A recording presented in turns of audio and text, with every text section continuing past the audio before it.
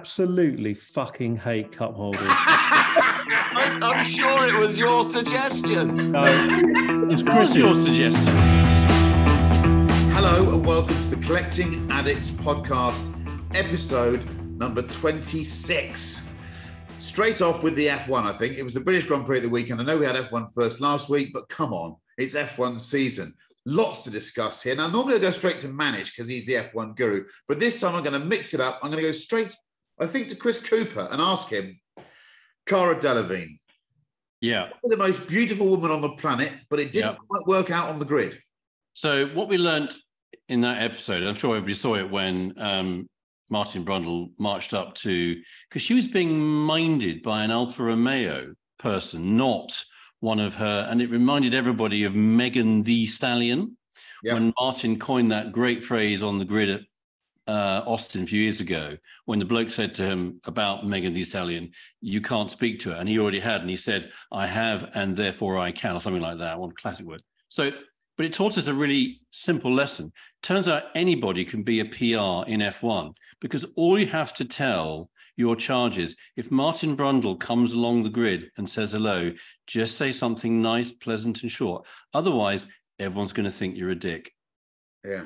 That's what we learned. And the irritating bit is, I saw on TikTok afterwards that Alpha themselves have put out quite a long little clip thing about her having a hot lap and actually getting into the car. So she had lots to say. She could have said, hey, I didn't realize it was so comfy in this car, and the hot laps are great and they're so fast, and you motor racing guys are really cool. She also posted afterwards on her social media that she had been told to say no on the grid. That was true. But I did, because we're all now on what's the new Twitter called, Edward? Threads. So I posted on Threads that I thought the blame, if that was the case, lay with F1 and not with her, because surely the only contractual obligation to go on the grid should be if someone from the telly box walks up brandishing a microphone, say something nice or just say something helpful. Well, she's a well-brought-up young lady. If somebody come up to her and said, look, particularly she must know who he is. Somebody must have said, oh, that's Martin Brundle. He's the legend. You would just say, oh, hi, how are you? And just be very, very pleasant. So that's kind of the first thing we learned. It turns out that PR is really easy. Just tell anybody, if Martin comes up and says hello, just say hello. Otherwise, the whole world will know you're not very friendly. She is very well brought up, and she's English, and she must know, as you say, who he is. The thing that slightly prickled me was she did look across at this Alfa Romeo bloke. You do see him in that Instagram. So he's obviously some form of PR. Yeah. I can't remember whether he said no, but she certainly goes no. And then the next line is, I can't hear you. Oh, I can't hear you. Yeah. I don't know whether that was directed. That was really... Yeah, I thought that was just really fucking rude, actually. That was just digging a hole.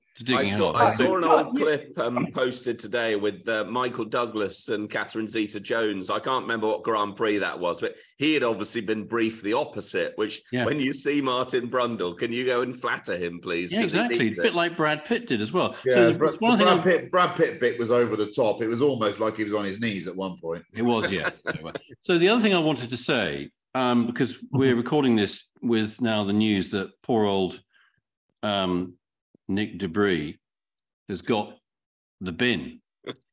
And it doesn't tell us anything we didn't know about the brutal lack of sentimentality, or maybe even common sense, of Helmut Marko. I mean, he really does have a puppy farm somewhere, whatever that cartoon was about a few years ago. And it was felt inevitable, but it still felt, once you pick your driver, and it's clearly big decisions for them, the single biggest determinant of driver performance, once you've picked them, is confidence. It's really simple. We all know it, whether you're driving on the way to school or you're driving on track or in F1, we all know it's confidence. And it just feels utterly counterproductive to constantly put the drivers under, and particularly in that case with him, to constantly work away at eroding confidence. You're only going to end up in one place. With the poor bloke, he must have felt absolutely shit. He must have got up every Grand Prix thinking, is it this weekend they're going to fire me? So if there's one lesson that I hope somebody in Red Bull can help Helmut understand. I know he doesn't think this way, but once you've picked your driver, nothing else is going to change their performance other than confidence. The end. And I feel really sorry for Nick de Vries. But also, it's a Dutch Grand Prix coming up. You know, that is kind of heartbreaking, isn't it? That would have been a great race for him. Do you think anyone else in this on this screen now, 5 of us, can say that? Well, could any of us agree that if we had been shown that little support or given such a brief chance at a job, I wouldn't have ever had a job. I'm a very, very sensitive Cancerian filmmaker. I'd have been crushed. I mean, absolutely crushed after the first Grand Prix. But the other thing though, Chris, you're right. It is a matter of confidence. It's also a matter of it's a matter of life and death. I mean, these guys get into a car every single time they drive. I've moaned about the weight of the car and this and that, but the truth is you can kill yourself in one of these. Yeah. So you're showing a hell of a lot of faith in your team every time you get into a car. And I think that has to come back. Yeah. He wasn't very good though, was he? No, yeah. They're all good. I mean, this is Darwinistic. They're all good. They're all good. And I don't think the car's very good. He was making. They're all good, but if he's 99.1 and everyone else is 99.7, he's going to be shit, isn't he? Yeah, he's better than that. And I do love it when Neil plays devil's advocate, but on this occasion, I will bite. I think Mr. Marco's a bit inconsistent, if I'm honest with you. I think, Tsunoda was given a lot more of a chance because Honda was paying for engines. Now that's out the door, Mr. Marco can be a bit more brutal. Let's face it, for his summer holidays, he probably goes seal clubbing or something. He's just the last. That image of him trying to push a photographer out the way on Instagram today. Wasn't that? The look on his face is just like he's going to bite his head off or something. Yeah. So he may be a mercurial genius. Also, one of us should go back and maybe scrutinise Mr. Marco's career, because I suspect he was probably shown some goodwill and some support. I bet every single race he didn't finish first, did he? No. But I think de Vries, come on, he wasn't given enough of a chance. The car hasn't been very good. No. And I don't know what it's a very interesting move from an organisation that wants to present itself as being fun. They're the nice guys at the paddock. When you go and visit them in F1, they're having more fun than everyone else. They're really good at that. But it seems to me underneath. Chris, Daniel Kvyat, Alex Albon, the list is just, it's endless. It's amazing. Gasly. I mean, there's a lot. Gasly, who I love. Yeah. I don't really understand though, because what is there 2 Red Bull teams? Yeah. What's the other one then? AlphaTauri. Oh, I didn't know that. I thought it was Alfa Romeo. No. Toro Rosso. Then they changed the name. AlphaTauri is their not very successful fashion brand, which is ending at the end of this year. Diffusion developing drivers and fucking up things so they don't fuck up the main things. So Danny Ricciardo's getting the seat, is he? Yeah, got it. Well, he might have been on a promise to say, look, if you act like a prat for the first half of the year when we ask you to, we'll get you a drive at the second half of the year. So, get this. A well-known TV journalist has just said that he thinks this is part of a bigger play to destabilize Checo. So what they do is they bring Daniel Ricciardo back and they're warming him up because they're going to let him just go straight into a Red Bull. So they're going to give him a few races in the AlphaTauri, and he's just going to be there looking at the big team from the corner of his eyes going, I'm sure that's true. Where are you qualifying? Where are you qualifying? The other side of it is, if it wasn't a pond full of piranhas, we wouldn't want to talk about it, would we? So I do think at the very, very top, it's cutthroat. But what's normally in cutthroat organizations, we're dealing with people in their 40s, 50s, 60s years old. What's different here is they're like children. And they're exposed to a kind of corporate brutality, that is unspeakable at times, and they're barely out of their 20s. Yeah, there was a nice moment. Sorry, man, you go on. No, I was just saying, could you imagine 2 people in identical jobs? Okay, and what you say to them is, when you come and work for my company, this is what we're going to do. We're going to put all of your work out to the general public to have a look at. Not only that, we're going to get journalists to scrutinize your working out for your work. And they're going to just monitor every single thing that they do. That's the job. I mean, what are we talking about? That's what they do. That's what they do. It's terrible. Isn't it terrible? Then they should go and get a job in a shop or something. I'm with Monkey on this one. I like the contrary curiosity and challenge in that, Neil. But the data points sort of point the other way, because Albon, there was a really nice part, actually was a really nice part of the weekend I saw. It was an interview after the race with Piastri and Albon, where the two of them were just like young kids, because they are young kids, talking about their sport, saying, hey, you had a great weekend, I had a great weekend. Hey, and Oscar said to Alex, yeah, on Saturday, we thought you were genuinely number 2 pace. He said, yes, but we didn't know. And they're both saying, we don't quite know why we're so quick. And just the conversation, the spirit between them, I know it's a really old-fashioned word, it was really nice and positive. And Alex he was clearly crushed, as Gasly was. I mean, putting Ricciardo back in that car just seems to be, I know he's the reserve driver of Red Bull, but that just seems to be nonsense. There is no sphere in life where undermining and weakening the confidence and showing lack of faith and lack of confidence in the driver, the employee, the colleague, is in the long run going to pay back. I'm with Neil. But it's a big bad world out there, and at least we're going to talk about something. We got 2 Brits on the podium. Lando. We should talk about Lando. Really, it's all about Lando. Talk about Lando, Neil. Well, I just think it was brilliant, wasn't it? Yeah, brilliant for McLaren. Yeah, brilliant for Lando. You know. Second on the pole, almost pole. You know, we're all watching the quali, weren't we? Switching over from the cricket, you know, trying to watch both at the same time, or one on the iPad and the TV on the cricket. But we all thought, and then obviously Max comes and stamps the spider in the corner of the room and gets pole because he's just a bit better than everyone else. But then for Lando to take the lead on the first or second corner, whatever it was great, wasn't it? Done one, yeah. Mega. Yeah, and actually, Oscar, looking at it again, if Oscar, as they went off the line, of the 3 of them, he had the rocket ship start, and he kind of went to the right and got stuck between both of them. If he just held his line, I mean, he's massive sort of hindsight, and Max had gone to the right, Oscar would have taken turn 1 in the lead. Yeah. I mean, his start, and he nearly got him at Luffield, nearly got him at Copse. It was, and then then he did a classic deliberate radio message where he could just say, I'm going to stay here for the good of the team. Yeah. He learned something then.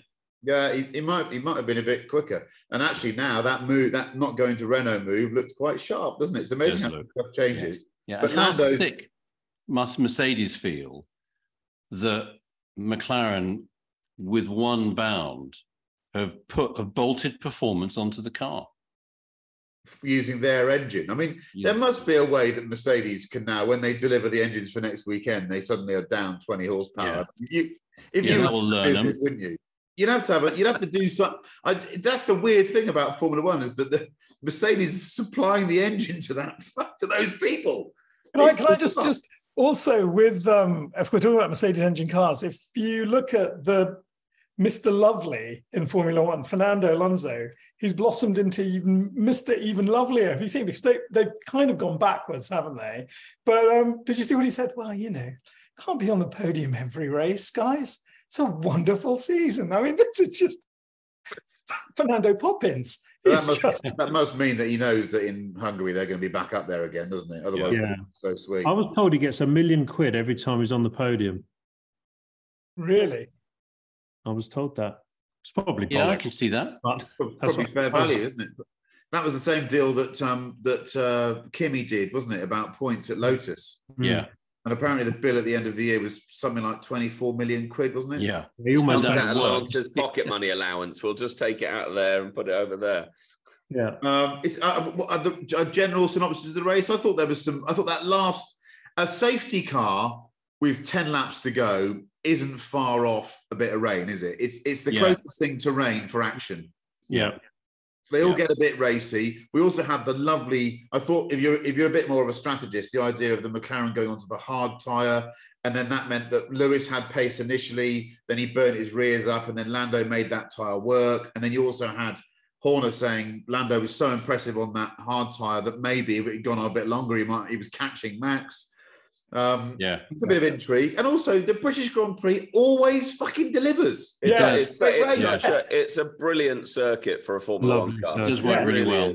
Yeah, even shit 1 and shit 2 work. Yes. That's the corner after Abbey and before Wellington Straight. Yeah. The only bad bit for me was the national anthem. I haven't had a chance to listen to it. I don't like moaning, but that was a bit of a shock. That's all that. Was it a bet? It must have been between him and Vic Reeves. I saw him interviewed before the Grand Prix, and he said, "We're gonna put a bit of a twist on it. I've got a new album coming out."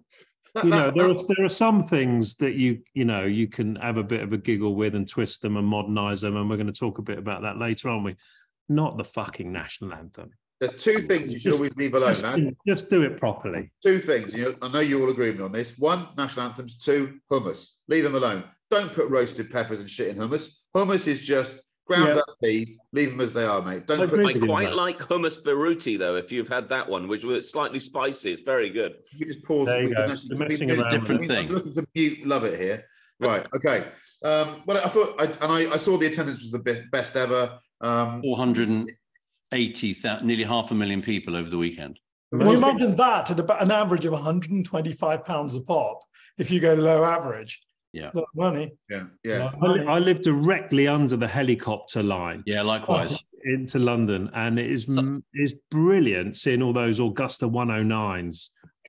It was like the last days of Saigon on Sunday, because I live not far from Neil, a bit further towards Battersea. It was a straight line from Battersea to Toaster. It was like we live in North London, and we had, I think, the American president's entourage fly over our garden. I know because I found my teeth in the drain. It was just unbelievable. Well, he came in on Sunday afternoon. Yeah, so loud. I tracked the Air Force One. Came down over North Wales. When you say came down over North Wales, not quite in that manner, no. Right. Okay. Yeah. No, don't do the national anthem like that. No, I completely agree with you. If you try and put a twist on something, nah. So next subject. This is a bit verbose, but I'm going to try and summarise it. Car design, and I'm going to put it in the context of a car that Ferrari unveiled, I think last week, which is the SF90XX. It's their first XX model that can be used on the road. So effectively, it's a step on beyond your Challenge Stradale, Scuderia, whatever you want to call it thing. It's their high performance version of the SF90, which sounds strange anyway, because it's a car that breaks your neck when you accelerate already. I think it looks like a dog's dinner, but I have a suspicion that design language of having stuff hanging off it and looking like it's a tuner car really appeals to younger people. And every car maker at the moment is obsessed with bringing in a younger audience. So should old sods like me and us accept the fact that maybe pure, simple, clean design is a thing of the past? Because young people and Chinese market aren't interested. They want cars to look, for want of a better word, not very gracious. So I'll put this to Neil Clifford, who's someone who will have a view on this. I'm not sure which way it's going to go, though. I really can't conclude this. I mean, I love most modern cars, but then when I do that list of what I adore, it's a P1, it's a 918. I mean, LaFerrari is one of the most beautiful Ferraris ever, right? I don't even mind the SP30. I think Ferrari probably are the culprits mainly on this conversation. The post-Pininfarina internal design office Manzoni thing, I think it has gone a little bit negative. But it's almost impossible to criticize. It's like criticizing Apple, isn't it? It's such an incredibly successful company. I think SF90 is the worst thing they've done. I borrowed one for a bit. I couldn't. A Morphy Richards like toaster interior. There's no luggage space. It's too bloody fast. Someone designed the back, someone designed the front. They didn't have a chat in the middle, did they? It's really bad. But then 296 is pretty good. Yeah. I think I didn't like Roma in the beginning, but actually Roma's pretty good. But I'm talking about, I want to get outside of Ferrari, because there are other car companies. And see, Ferrari, SP30, the Daytona, is a simple design. I think I'm talking about when these car companies make such brutal looking cars or add so much shit onto them, it almost looks like a tuner car. BMW M are the same. Like when the M3 came out, and it had an optional wing on it and the 4 exhausts like in a Lexus. I was just thinking, who the hell thinks that looks good? Wing is difficult. Wing is the difficult thing. I think that new SF90, whatever it's called. I mean, I know the pictures we saw that were that hideous blue and the yellow around the wheels or whatever. It does look utter shit. Chris, I think one thing that's always surprised me, or well, I shouldn't be surprised by this, but the manufacturers have so much knowledge and data on their consumers from around the world. Yeah. And, this is about profit. Yeah. And if they see an opportunity in a market that they're not currently in, and they have to put 2 fingers up to their loyal customers, they'll do it. I stood on the stage when Montezemolo presented the FF to the Ferrari dealers. Ooh. And he said, this is not for the old Ferrari customers. I don't care about the old Ferrari customers. This is for the new Ferrari customers. And I think, those that you're right with the new M2 and this crazy aftermarket look, dealer fitted accessory exhaust kit. And it sort of ruins actually what was quite an ugly car that we had an opinion of a few months ago to now you've got one at the moment. I think that M2 now looks quite good in its standard shape, but then they go and stick all this aftermarket stuff on it. It's like, it looks like a dog's dinner again. There's a lot of consistency in the comments as well. That whenever I say that a really aggressive piece of go faster design looks rubbish, or I suggest it's a bit questionable, every young person that comments on my stuff just goes, old man, retire, old man. Maybe they're right.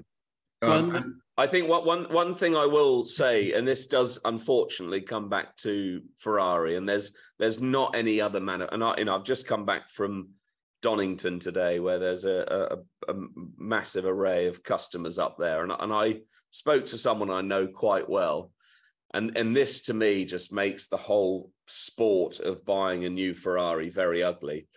He's buying Romas, SF90s, and whatever else he is told to buy so he can get the next thing. So Ferrari can almost do no wrong. The customers who want the next best thing are never going to be critical about the car because they're afraid they won't get the car either that's the really cool one or the one with the biggest profit in it. So I think a lot of the truth that you'll find from real Ferrari customers is hidden in their inner bowels because they can't let it out. It's true and very clever of Ferrari, in all fairness. Brilliantly. As a doctor, I'd like to ask what an external bowel is exactly. I'll send you a picture. McLaren 720S.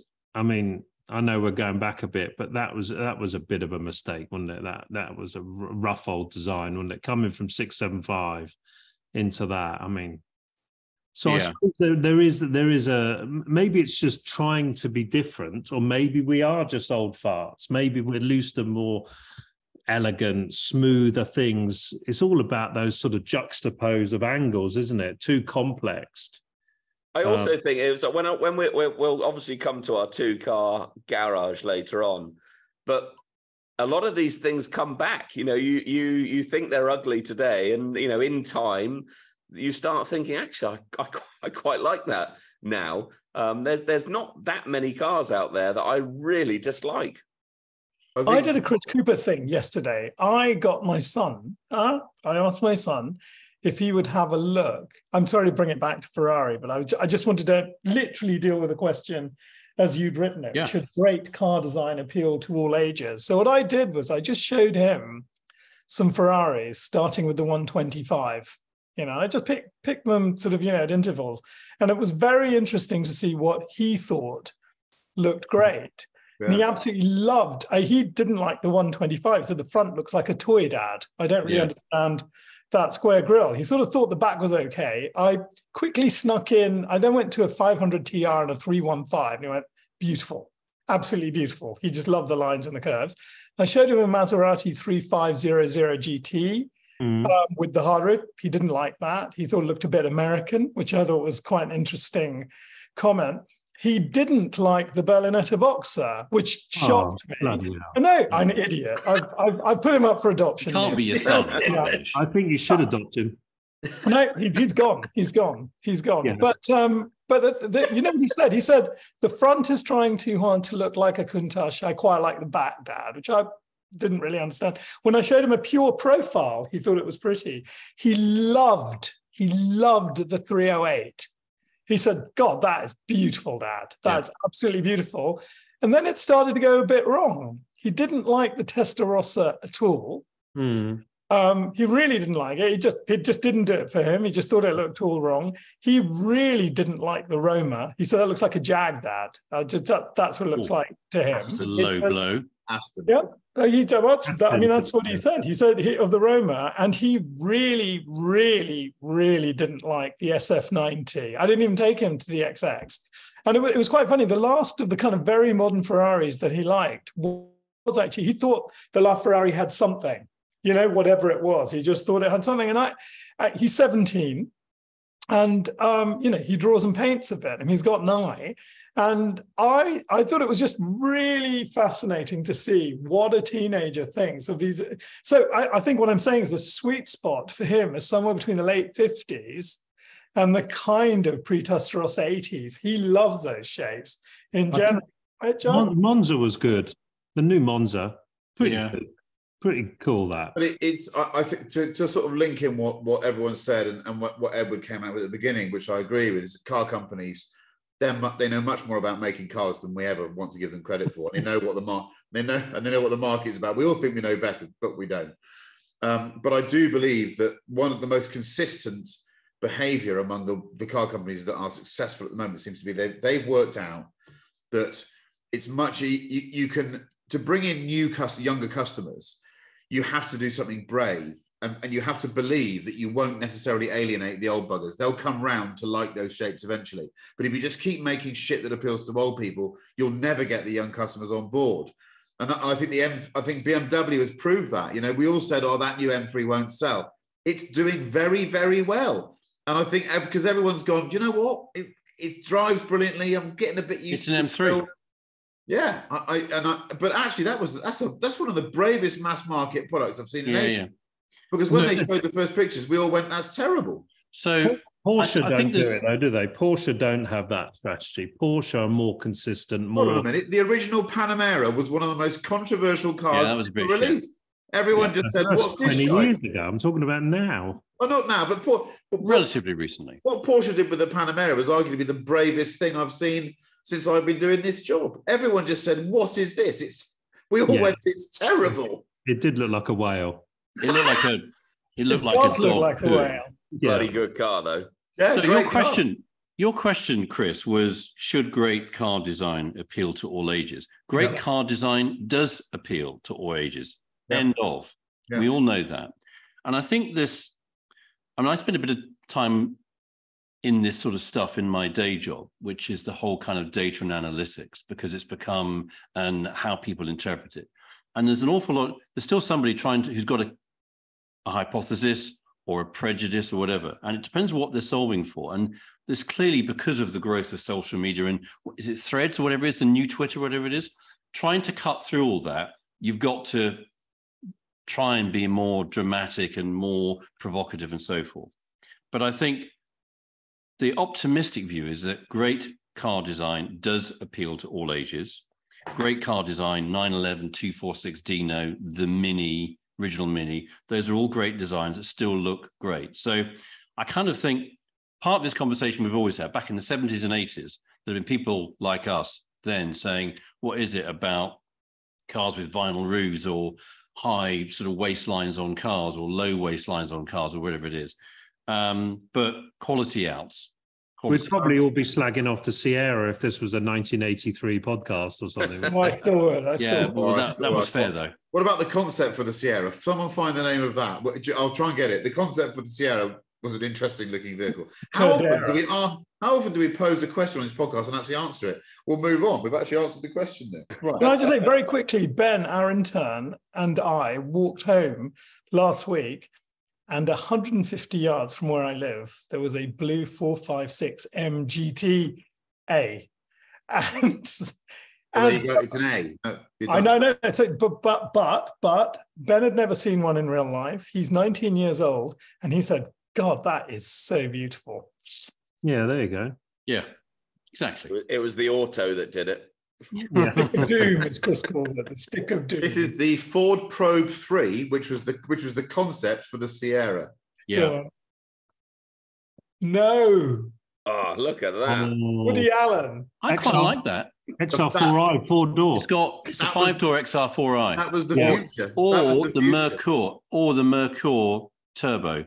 Yeah. First car. You're showing your geek knowledge. It was the first car that Andy Rouse drove in British touring cars before the Cosworth became available. What's that, a South African one? Yeah. Right, moving on to a much more important question. Forget the F1, forget all that car design bollocks. This is the real nitty-gritty. Neil Clifford, intake of breath. What's your favourite cup holder? I absolutely fucking hate cup holders. I'm sure it was your suggestion. No, It was your suggestion. No. Well, maybe I suggested it because I hate them. I wanted to discuss my hate. Okay, discuss. I never use them. I think they're terrible. Coffee should not be drunk in a car, ever. Costa should be removed from every petrol station, those hideous machines making buckets of shit coffee. Well, that's because it's shit coffee. You should stand up and have an espresso. Yeah, I like this, Neil. I like this, Neil. I like this, Neil. I don't want nice Neil. I want angry Neil. No, but they're terrible. I refuse to have them, even when they're good. Like, I don't know, let's say 991. You know, that when you're lucky enough to pick up your 991, it's all gone wrong with 992, obviously, with the cup holder. But then you look across to the passenger seat and you go, oh, look, there's a little button there, and you press it, and these two little cups, actually very very German, brilliantly designed. I flicked it back in, and I'm fucking never using that. I'm never going to put a cup of coffee in that. I don't like cup holders at all. There's not one I like.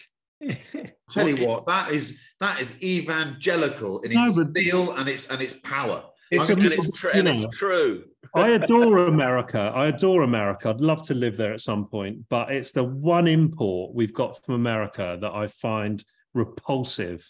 Oh, you wouldn't get a big gulp in a 991 cup holder, though, would you? No. Thankfully. Manish, do you feel as powerfully about this as your colleague, Neil Clifford?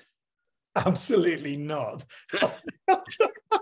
Can anyone feel that powerfully about a cup holder?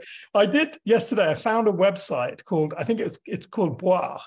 I don't know if anyone else has seen this, but I had to copy this down. It was talking about the fact that 1957, the Cadillac Eldorado Brabham, plenty of ultra-luxurious limousines had built-in bars, but the Brabham was the first to come out with a magnetized glove compartment door and a set of 4 metal tumblers. Oh. Then it says, but that all changed in 1983 when Chrysler invented the minivan, the Dodge Caravan, and the Plymouth Voyager. Basically the same car.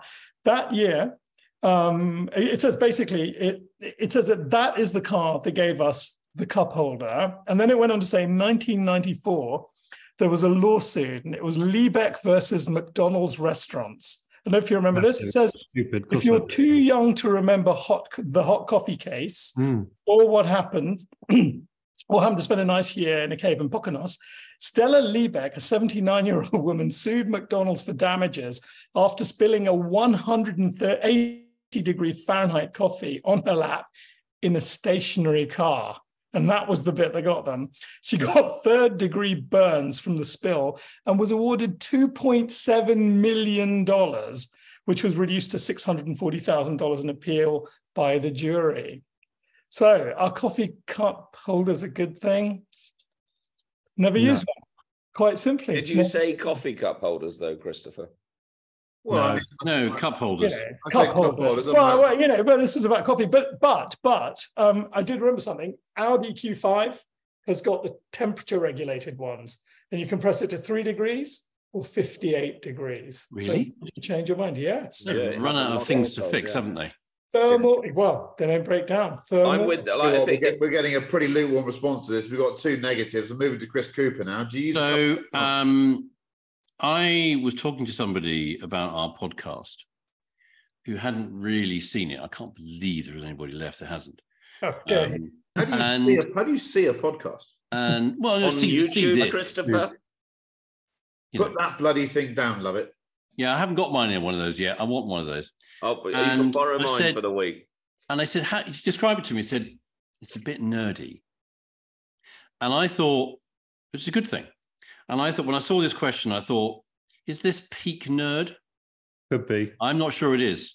I'm not sure it is. I'll tell you what I thought was more nerdy was I think we should one day discuss our favorite, the brake hold function that is our favorite one operation. I borrowed a new model Range Rover earlier on in the year. And in that one, you've got to program it in on the third level of the touchscreen. I know what you're doing here. He's doing it again. He does this every week. I'm getting there. No. Answer the question now, Mr. C. Finger of truth and justice is pointing at you. In the Range Rover, you have to program it at the third level. And when you actually then push the throttle, it sort of jerks off. And I thought, no. So the question is, have we reached peak nerd? No, yet. This is not jumping the shark yet with nerd. So I'm therefore able quite happily to answer the question, what is your favorite car holder? Because I don't think we've reached yet peak nerd. 991 cup holder is my favorite cup holder. I'll tell you why. Because it works. It's got that little expanding thing. And we've all talked about, we love early morning drives. When you have an early morning drive, you got like, this travel cup, like a seal thing, you put a lid on it, and it's sort of not like a paper one, it's like a reusable one. No, that's shit. You can't do that. Yes, you can. Just have your coffee and then get a cup of tea. I love a cup of tea. If I'm driving 4 hours to He Cornwall, does like a cup of tea on the way down to Cornwall. I do like a cup of tea. Oh. You don't have to have it, Neil. You don't have to have it, Neil. I'm going to break into one of Neil's cars and leave coffee in the cup. And Neil, when you come down to Cornwall with me, just because I love you so much, I'll forego my cup of tea. I might have mechanically removed the cup holders just because I love you so much. We'll be watching Dad's Army on the fucking telly. I mean, just stand up, have an espresso, and get in your car. That's it. But it's a cup of tea. A cup of tea you savour.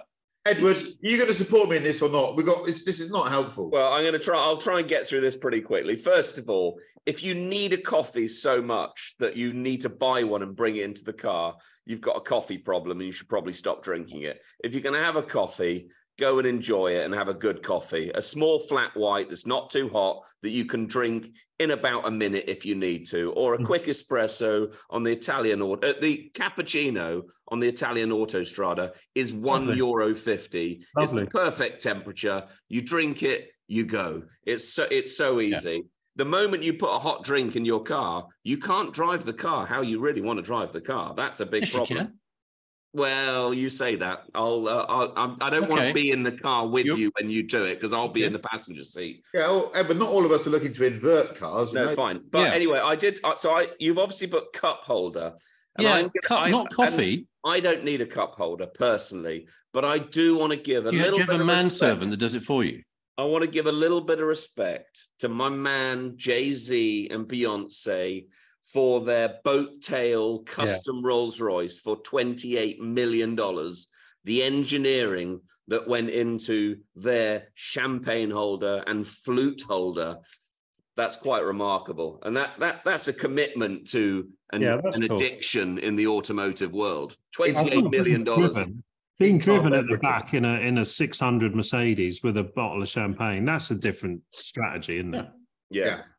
I'll have that. I can't believe that just writing the word cup holder down on the agenda has caused quite so much negativity. So let's try and lift it up a bit. I was hoping that one of us would maybe marvel in some of the lovely nerdy engineering that goes into these, the way these things fit into the cabin, because they used to be quite intrusive, but now there's clever mechanisms, there's cogs, and they all move around. Even if you're not using them, I think you can celebrate the art of making a cup holder and how it fits into a dashboard. So I'm going to propose one from the late 90s, early noughties that was my favourite as a road tester, and that was the Saab 9.5, which had this little slat, and you pressed it, and it came out a sort of dihedral fashion and moved to the horizontal. Yeah. Honestly, even if you didn't have a drink, you'd find yourself on the motorway going, I'm going to open it again because it's so cool the way it comes. My brother had one of those. My brother had one of those. Mega. It was also, the movement was, the speed was regulated. So it didn't just come out and go, oh, I'm going flat. It came out and went, not electrical either. And I just thought the man or the woman that did that, I'd want them running my country. They just had it down pat. I was hoping that we'd have a love-in about this engine. Instead, I've got I've had a polemic from Neil Clifford about you're a wanker if you fucking have a coffee in the car. And then I just thought there'd be some love. I thought cup holders would bring us together. It's blown us apart. I thought the idea of having this thing in the evening was we were relaxed. We'd be a bit more. That's the end of this podcast. 26 weeks. They're a gyroscopic cup holder. So if you do a power slide, the cup sort of moves as you like it. But I like it. Positivity, I like it. Yeah. But Chris Harris, it was Rishi Sunak's mum who designed that. Okay, no, yes, your Saab thingy, and her son is running the country. Well, there you go. You never knew that. But I think in general, normally these bits of technology, if you want to call it, are at their best from where they originate, and the Americans do it best.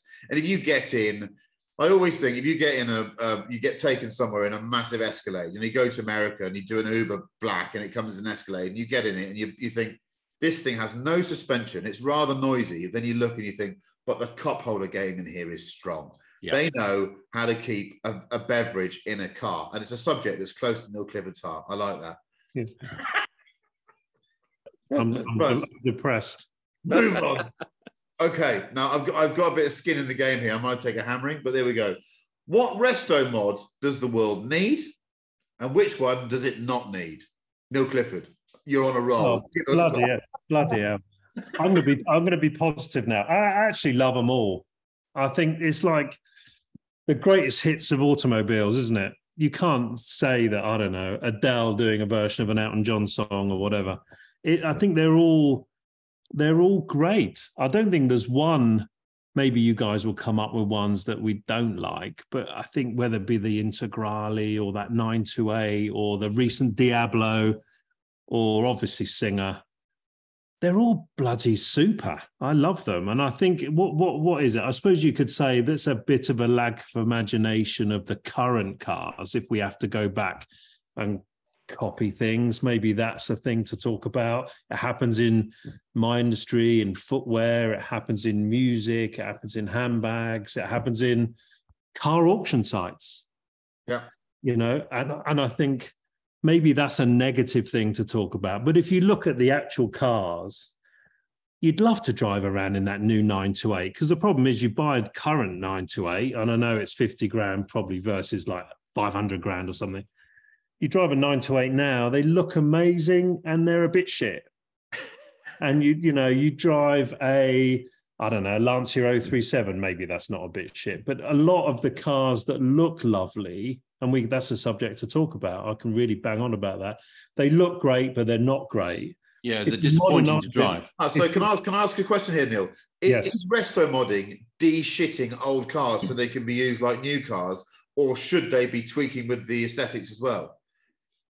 Well, they do tweak with the tweak. They do tweak aesthetics, don't they? I mean, you would have thought that if ever there was not a car that you could make something as a resto mod, is a 911, because there are so many versions of a 911, right? The Targas, the Turbos, the 996, the 907, the 9. We can all bang on. I once wrote the list on a big A2 piece of paper for my son, every single 911 of every single model of 911. It sort of took 3 hours. But then along comes Rob Dickinson, who creates just the perfect bloody thing, because it's got every good bit and it's just gorgeous. And I think if anyone's ever driven a Singer or seen a Singer or whatever, they are bloody fantastic. They are. But to take what you said, Neil, and Chris, to think about what you just said, de-shitifying an old car to make it go and look as well as you think it should is kind of the essence of resto mod. So that's why 964s don't look that great, really. Oh, that's a big discussion. Yeah, it is a big discussion. I can't agree with you there. I think the looks better by the day. Does it? Yeah. Oh, I just the green one you had, that Tut Hill car you had back in 2007. Kermit. Before that wasn't a 964. That was a. No, I know, but people want to make them look like that. The ST with the big arches. So they take the 964 body work off and make them look older and weird. Where I think the boundary lies is what Singer have done with the 9345. It's too, to me personally, it's just a matter of taste. It's too cartoonish. It's kind of, the wheels look too big. It's sort of, if you saw one of those cartoon exaggerations of art, well, that's kind of where they are. So I can see why they're doing it. They've got to do something else. They've got to create and renew interest. But for me, it's just some of the form, some of its shape is about form rather than function. When Singer first arrived, I agree with you, they were stunning. There was nothing out of line or out of proportion, and it did exactly what it said on the tin. The 9345, I love the idea of it, but it's become a bit cartoonish. Wheels are too big, the bodywork is too exaggerated. It just that feels, but de-shitifying is a great reason to Restomod. Like Aston Martin, the late 80s Vantages. I love the idea of that, but I know I'd find it a bit disappointing to drive. It'd be slightly too heavy. The steering would be too slow. It would pitch and roll too much. Oh, it's a good chassis. car. Yeah, chassis would be a lovely thing, but it would just be, it's not quite as good as I hoped it would be. So something that left it looking like the brute that it is, but drove in a slight, that would be fantastic. Restomod, do all of those. The only tricky one, really, if I want to find one little thing in my brain is that DB5, DB6 thing on a Jag thing. That's a bit tricky, that. Is that what the...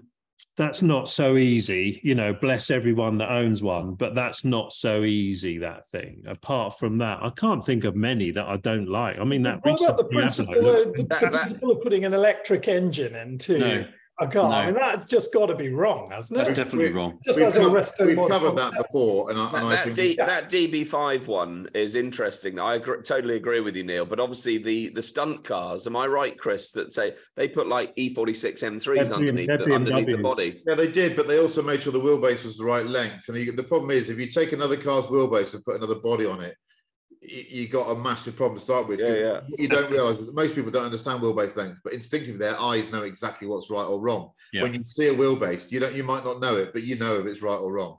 Yeah. The 9345 thing, I've got a small Singer hat still, and I totally get why they wanted to make an extreme car. I think that as an organisation, they've not done anything batshit crazy, and this is their chance to do it. I suppose whether it's successful or not will be based on whether they sell them all. I'm sure they'll sell all of them. I think they will. But I think there is a limit to the Restomod game. It's a bit like car auction platforms, Edward. Once one starts to succeed, everyone else wants a piece of the action, don't they? And I think the Restomod world 15, 20 years ago, when Richard Tuttle and I decided to make a car that looked like an old 911, have the dynamics of a modern car, everyone went, well, that's a really good idea, but no one was really trying to do it. And I'm not saying that we started the trend, but even Rob Dickinson will acknowledge the fact that Kermit was in the back of his mind when he was starting to do what he was doing. Yeah, I think there's too many people doing it now, and because there's too many people doing it, inevitably some of the stuff that's coming out is just getting underneath the radar in a way that maybe it needs a bit more scrutiny. So I'm a bit more negative around some of it. I won't call any out. Well, actually, do you know what? There's that Bentley thing that I struggle with a bit. Sent you a photo of that. I think that's a bit dodgy looking. I saw it yesterday. Yeah. And I think also a Restomod always has to demonstrate the fact that the person that did it or the team that did it fundamentally respects the base vehicle on which they work on, and that they want to bring out something that might not have been there. If they're looking to correct the vehicle in some way or do something that they feel wasn't right in the first place, I always think that shows, because it doesn't come across as being sincere or kind. It comes across as being fundamentally critical. And I don't think that works on a Restomod. I don't know. Just one example of where you might be wrong is the car that we talked about last week, which is, we talked about Land Rovers and we all waved the flag and you just said they're all shit, basically. I did look up a bunch of Restomod Land Rovers. And that's something where I think people really have spent a bit of time, probably crossing the line that you've just talked about. Yeah. Because they are super duper duper duper Restomod, Chevy engines, leather seats, but they do seem to work. Big brakes that actually work, and they do go up hills, and they do go down hills, and they stop, and there was one I saw yesterday. I slightly fell in love with it. It was this Arconic Defender V8. Have you seen it? Yeah. That teal blue. It's beautiful. Yeah. They do there's some tasteful stuff they do. I think I've written a few down, like the Diablo Eccentrica. It's quite good. Shown, obviously, I've only seen the pictures, but the details and the attention to detail looks amazing. Chris and I spoke earlier today, just talking about Singer and why is a 964, 60 grand, and then a Singer, which it's based on, is 1.2 million quid. It's mind blowing that you can add so much value. But as Chris pointed out, Singer was a massive loss-making exercise to start with. The car was way too cheap. It was like $300,000 or $400,000, the early ones, and now the latest ones that they're delivering today are over $1 million. But the engineering, the development, the attention to detail that's gone into making that car, most people that are entering this space just do not have that same level of attention to detail to produce something so fucking magical. There was a Metatronic 280 SL Pagoda at Donington today. They do a job, don't they? How much are those? New AMG engine in it. Fantastic. And the build quality, beautiful. And they absolutely would have considered about the brakes and everything, because how much for one of those, Edward? Say that again. How much for one of those? I'm guessing 500,000 euros at least. What a car. Yeah, I think it's brilliant. Yeah, they've done a great job. Okay, so the part of the question was, which ones does the world need? I think we should just propose one. I've got one that's always stuck in my mind. It's a car that we reference now and again, but I want a car that drives like my M5 CS, but looks like a 500e W124. That's my perfect car. I want the dynamics of an absolutely modern four-wheel drive 700 horsepower saloon car. Yes. It looks like a W124. That's someone make me that, and I'm done. For 500e. Okay, I'm going to do my take, Chris, if you don't mind. It's just to make sure no one else takes it. But you said it earlier on, X-Pac Vantage that probably drives like an M5 CS. And the funny thing is, just come out today. Yeah. Big respect for them for building that car, but Aston Martin's new 1.2 million pound. What's it called? The Valor. The Valor, not the Valor or the Vol. We could get in trouble there. Yeah. Neil Clifford. Oh, I would have a E30 M3 Sport. Yeah. But with a decent fucking engine. Because that's such a shit car, and I've had two of the bloody things. But if there was, I don't know, even an Alpha V6 300 horsepower Alphaholics bloody engine in it or something, it would. I know. So just a 300 horsepower. Well, there's that guy called, is it Redux? Redux that does. He does one. Very expensive. I'd like to have a go in that. It's still not quite enough. I don't think it's not. Yeah. Okay, Chris Cooper, what was yours be? So, well, I kind of hinted it a minute ago. It would be a late 90s X-Pac style V8 Vantage with a bit less weight, a bit more stiffness in the chassis. A lot less weight. And just modern views on damping. I mean, some bits of that you could do. Bit more power, not much. There's a bit of, you can hardly call that a Q car, but there's a slice of what we're saying that kind of plays to what we all like about Q cars, which is they're carrying a bigger stick than you realize, and it's just done in a beautiful way. And that's kind of the essence of a successful one. Two customers out there for you if anyone wants to build some X-Pacs. Manish, what's yours going to be?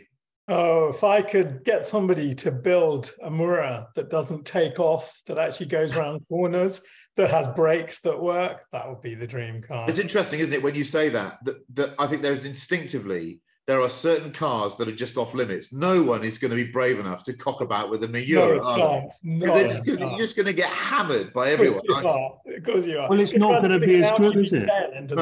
No, it'll be different. Yeah, it's not Miura. Okay, we're going to move on to our 2-car garage, which I'm going to read out because it's once again, as our premier 2-car garage supplier, Mr. Neil Clifford, he's got some verbosity about him. This is a long bastard. This is very good. Your adorable twin sister has very disappointedly agreed to marry her very young, arrogant, annoying boyfriend, Mike. Remember that Christian name. He has been a complete pain in the ass to you for years. He's always been such a know-it-all on every subject, including cars, but he genuinely knows nothing and has awful taste. Oh, we know plenty of these, don't we? His equally annoying, wealthy, smug father, Mr. Hunt Sr., that's Michael Hunt Sr., has given you £125,000 to buy your new brother-in-law a surprise 2-car garage as a gift from his rich daddy to be unveiled at the wedding reception. This is finally your chance to get your own back on this bastard with a 2-car garage that is seen okay on the surface, but they're both completely uncool and they're disappointing to drive and they come with large depreciation. You need one 4-door family commuting car and one 2-seater convertible from any era. It's time for revenge. Now, I'll tell you what, I don't know what frame of mind you're in, Mr. Clifford, but this week, there's an anger here. I've not seen it before. It's brilliant. I'm loving it. So I reckon I normally go last, but I got a funny feeling we're all going to choose the same cars. So I'm going to go first and make your lives difficult because I got a funny feeling there's some duplication here. Right. So I'll explain my thinking behind this. I think the people that want to look like they know it all, but ultimately don't know it all, tend to be uncovered or they tend to be undone by smaller details. It's not actually that they just buy the wrong car, because they're not that stupid. And what's so disappointing is the ones that they get quite close to it, but they're a million miles away. Yeah. That's why the first car on my list is a 993 Porsche, right? Yeah. Because he thinks he knows it all. He thinks I'm last of the air-cooled. But he's bought the Targa with a Tiptronic. Okay, yeah. That's what I'm giving him. I've given him that awful glass hardtop that weighs a fucking ton. So it's got none of the rigidity of the coupe. It wobbles like a convertible. It's got that useless electric roof that goes wrong, and it's got that tragic Tiptronic gearbox. So he's having one of those, and he's going to turn up to a 911, a Porsche meeting, and he's going to think he's part of the club, and everyone's going to be going wrong'un. Okay. Yeah. My second car. This was tough. This was tough. Because at face value, this is a good car. But and I know you spent what, 40 grand so far, something like that. Yeah, so I've got 80 left. So I've been offered by a friend who's in the trade. I've been offered a Ferrari FF. Okay, it's out of warranty. It's got a couple of lights on the dashboard, and it's got some problem with this funny front gearbox thing that no one really knows anything about. Okay, but you can fix it for a couple of quid. It'll be fine. Anyhow, this FF, the problem is the FF is cool, whichever way you look at it. But for me, the FF in black with blacked out windows and some aftermarket wheels very quickly becomes uncool. And that's what this car is. It's a really nice, it's a full gangster murdered out black car. It's got the wrong interior and it's horrible. And what I'm describe the interior. But before the interior is sadly Nero with Nero. That's the worst of the black car. It's just all black. It's wrong. He thinks he's a gangster and he's just a tool. But before I hand it over, I'm going to give it to someone like Mansour and have them develop a special rear wing to go on the roof for it. So he's going to have a ticking fucking mechanical bomb that looks like shite. And I think, and do you know what? I hate the bastard, so I really hope it goes wrong for him. See, I don't think that. I think that's it's well done. You got in some good headspace there. Yeah. I think you can be crueler than that. Yeah. Do you? Okay, Neil Clifford, please tell me you were going to choose an FF. No. Damn. No, I wasn't. Do you want me to talk about this now? Do you want me to? You know what? Obviously, I really love him. Really, this is. You love everyone. Yeah, exactly. I just can't be a bastard. So what I'm going to do, I'm going to buy him 2 Restomods. That, as we all know, Restomods go up in value. And there are many, there's Singer and Gunter Works and all these guys, but there's also some that happen in the UK as well. And this is a very special Le Mans edition 964 Targa Tiptronic. One of one. Now, we all know that one of one is highly valuable. When you put that on collecting cars, they go crazy for one of ones. So this has been painted in Gulf blue, the Gulf oil colors, but it's also had the orange wheels. It's got the stripe down the side because it was particularly designed for Le Mans. 993 ruffled leather seats. He's updated the seats, so the car is even more valuable now. It's got 993 seats with orange stitching, and it's only got Stop! I can't breathe. Stop doing this to me. It's not fair. It's only got 125,000 miles on the clock, but unfortunately, in the garage fire from the guy that he bought it from, they lost the service book. Frankly, but I hate those fires. 79,995. It's an absolute bargain. So how can you say this without pausing for breath? It's going to match his golf shoes and his sunglasses and a jacket, and he's going to look absolutely fantastic at Goodwood Breakfast Club. But so that's the sports car. He's going to be over the moon with it. It's going to be incredible value. It's probably going to be worth 150 grand in a few years. But for the four-door, there's another Resto company that make incredibly beautiful cars, and they do Jaguars.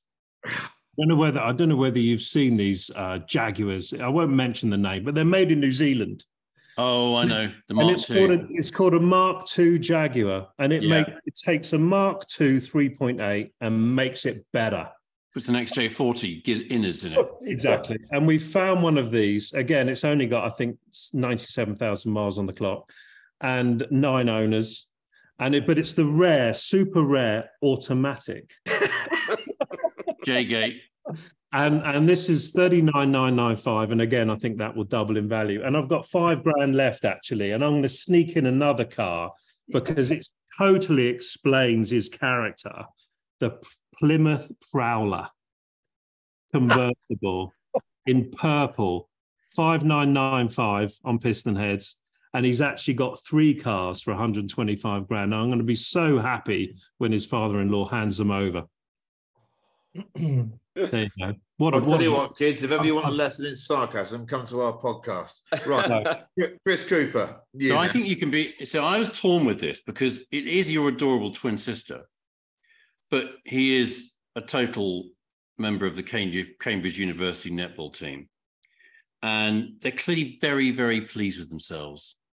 And it can't be that obvious. So you kind of want to say to them, you want to say to Mr. Hunt Senior. University I get it. Sorry. Yeah. Yep. I've done right by you because I know about cars. So I've done right by you. I've got you a Range Rover and a Maserati. Yeah. What could possibly go wrong? They won't notice what's coming. So the Maserati has to be a Ghibli diesel. Yes. I had that written down as an idea. Ghibli diesel. Does that exist? Yeah, sadly, it does. I remember Matthew down in Swindon. Matthew tried to sell me one of these. Matthew tried to sell me one of these as well. He's still trying to find people. Yeah. He said, I've got 35 of them out the back. Do you fancy one? Could you take one now? Ghibli diesel, they won't know what's coming. They'll start it up, and it will be horrific. And the Range Rover will be a 2-litre diesel Evoque convertible. Oh, beautiful. Because that rattly old Ingenium 4-cylinder 2-litre diesel, they'll just see this Evoque, and they'll just think that's the coolest thing in the world. You've got about 100 grand left. There's a bit of money left over, so I haven't finished yet. So I thought, God. To be particularly cool and to think that you've really done right by them, you'd probably want some personalized number plates on them. So what better place to look than collecting cars? So I found 2 plates that have been sold on collecting cars that I thought were absolutely right for the job for these people here, particularly because they're such know-it-alls. So the first plate was B19 NOB. Yeah, that was the most famous one, Big Knob. Which, so... And the other one was... I cannot believe we can sign that, Edward Lovett. I'm so pure. And the other one, which would go on the, I think it would go on the Evoque, this one. I think this is right on the Evoque. A11 GOB, all gob. Yeah.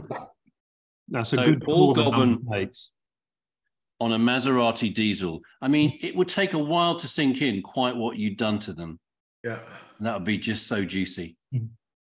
Deary me. I like this subversive, nasty. It's a brilliant one. Manish, how horrible are you going to be? Not maybe as nasty as that. I don't like this guy because he wears half-mast drain pipe grey jeans. Okay, that's my... The really skinny ones. Oh, I hate those. Oh, I hate those. Absolute bad. And when they put some form of slip-on shoe at the bottom, that is just the worst because those are almost driving shoes. They're sort of supple leather and he can drive. I think, what I would tell Mr. Know-It-All is this car was really modeled on a Bentley because it's really big and it's just got that presidential quality to it. And if it's silver with exactly the right leather interior, you can pull it off. You have to buy him a Chrysler 300C. Yeah. Oh, that's right? good. No shit. They don't even make it in right-hand drive. It would be left-hand drive. It's big. It's just horrible. He'll never get out of a junction alive. Not in that car. Okay, he just never will. They are so ugly. When Luca was president of Ferrari, he actually was driven around in that because of the amalgamazione. It was just such a bad car. It sat like some hideous pustule in the Ferrari kind of forecourt. It was just the worst looking thing. But I think he'd think it's great. And I think because it's not that expensive a car, I reckon I could hire him a chauffeur for 6 months as well. Properly uniformed. You would look like the absolute tool. A guy in a grey suit with a little peak cap just opens the door for you. You literally think you're driving a Bentley. The total knobbery. As Neil said, you want that guy to make a reservation at Scott's, don't you? Turn up and be told, who are you? Okay, so you get the car. That's what you want. Really embarrassing. And then the other car, which I think looks, that's about $60,000, which... probably £60,000.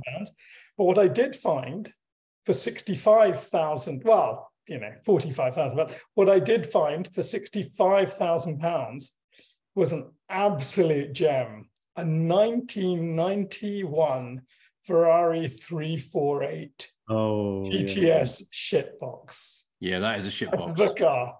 And you want to get that in the Montezemolo Maranello yellow. Okay, that's what you want. You just... black leather interior. I mean, he's just going to think he's born again. He's going to go, yin, yin, yin, yin, yin. But can I throw a spanner in the works here? Go on. I think any Ferrari is cool. Oh, come on. Not that one. Not that one. If you gave me a Jello, I would happily drive around in a Jello Fly 348. I just would. It's a Ferrari. If people say it's shit Ferrari, I go, what's your Ferrari? You haven't got one. Oh, that's so good. This car, listen, the Oracle at Delphi told us it's a shitbox. It's a shit. He can go around driving this car, pretending to be really, really cool, okay? But it's not really, really cool. It's got the interior of a Fiat whatever. It's flexible. It doesn't... And imagine being blown away by Volkswagen Golf GTIs day in, day out. I mean, Mike would deserve that. So they would be the two shitboxes. There you go. They've been told. Their life has been reduced to that, awful bastards. Edward Lovett, you? I've got no music, so I might have to dial out straight after I've given you my my vote. So I thought about it to start with, and I thought, obviously, you said, well-to-do, the father's wanting to be very generous. So I thought, then they probably don't see themselves as too chavvy. So I was thinking like the low end, the E43 AMG and white with red leather and blacked out wheels and black wheels. And I thought, that's only 30 grand. And then I was thinking something soft top, but they'll probably go out with the cans behind their wedding car in it and crash it into a ditch, which would be like a Viper, Series 1 Viper or something like that. But then I thought, no, my cunt. So you're bringing actual injuring them into this. No. That was I was sort of thinking that, and then I actually thought, no, I really don't like my cunt. And then I also my cunt senior You know, I've always found it's very difficult to be successful in life. And when you've got a father-in-law that's like, yeah, I made I made millions. It was so easy. And then, you know, and then he says to you, he doesn't want to give you any money, but he's like, if you ever got a sound investment, yeah, you come to me, my son. You know, I'll give you some money. We'll go arse on the profit, you know, whatever. So when he's called me, say, look, I've got 125 grand. Because he's done well, but he's from Essex. Wait, who's calling you? No, Mike Hunt is calling me, senior. Mike Hunt senior is calling me. And look, I've got 125 grand, and I want you to get, you know, little Mike a wedding car. I want you to get him two, actually, a four-seater family car and a convertible. Gets a good deal though. You know, somebody's got a profit in it. We don't want it to depreciate much. So I went away for a week and did a bit of research, and a bit of me is a good Samaritan. So I wanted to, obviously, I'm going to be putting quite a lot of money into someone's hands for, you know, two cars, maybe one car. So I was doing a bit of research because I knew little Mike would want something quite snazzy.